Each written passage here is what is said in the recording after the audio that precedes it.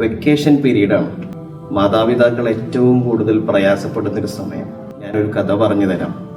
മഹാനായ മൂസാ നബി അലൈഹിസ്സലാത്തു വസ്സലാമും ഖിളിർ നബി അലൈഹിസ്സലാത്തു വസ്സലാമും ഒരു നാട്ടിലൂടെ സഞ്ചരിക്കുന്നുണ്ട്. ഈ നാടിന്റെ പ്രത്യേകത, ഇവരാ നാട്ടിലേക്ക് കടന്നു വന്നപ്പോൾ തന്നെ യാതൊരു വിധത്തിലുമുള്ള ആതിഥേയത്വ മര്യാദ അവർ പാലിക്കുന്നില്ല. വിശന്നു വലഞ്ഞ് ദാഹിച്ച് പ്രയാസപ്പെട്ട ആ നാട്ടിലേക്ക് ചെന്നപ്പോൾ ഒരിറ്റു വെള്ളം കൊടുക്കാനോ ഒരു പിടി ഭക്ഷണം കൊടുക്കാനോ അവർ തയ്യാറായില്ല. യാത്ര അങ്ങനെ കഴിഞ്ഞു പോവുകയാണ്.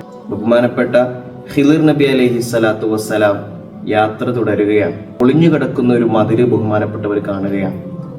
മൂസാ നബിയെയും കൊണ്ട് ആ പൊളിഞ്ഞു കിടക്കുന്ന മതിലിന്റെ ചാര വന്ന് യഥാർത്ഥത്തിൽ എങ്ങനെയായിരുന്നു ആ മതിലുണ്ടായിരുന്നത് അതേ രൂപത്തിലേക്ക് മാറ്റുകയാണ്. മൂസാ നബി വളരെ അത്ഭുതത്തോടുകൂടെ ചോദിക്കുന്നുണ്ട്, ഇത്രയേറെ നമ്മളെ പ്രയാസപ്പെടുത്തിയ ഈ ഒരു നാട്ടുകാരോട് എന്തിനാണ് ഇത്രയേറെ നിങ്ങൾ ദയ കാണിക്കുന്നത്?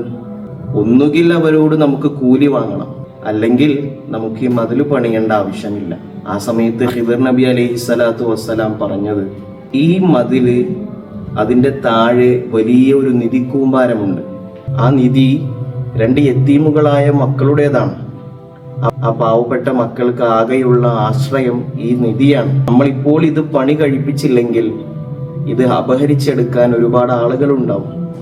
അതുകൊണ്ട് നമുക്കിത് ചെയ്യണം. ശേഷം ഖിളിർ നബി അലൈഹിസ്സലാത്തു വസ്സലാമിനോട് ചോദിക്കുന്നുണ്ട്, എന്താണ് ആ മക്കൾക്ക് ഇത്ര വലിയ പ്രത്യേകത? പരിശുദ്ധമായ ഖുർആനിൽ ഏറ്റവും രസകരമായി പറഞ്ഞ ചരിത്രത്തിന്റെ കൂട്ടത്തിൽ പറഞ്ഞതാണ്, ആ മക്കളുടെ മാതാവും പിതാവും സ്വാലിഹീങ്ങളായിരുന്നു എന്നതാണ്.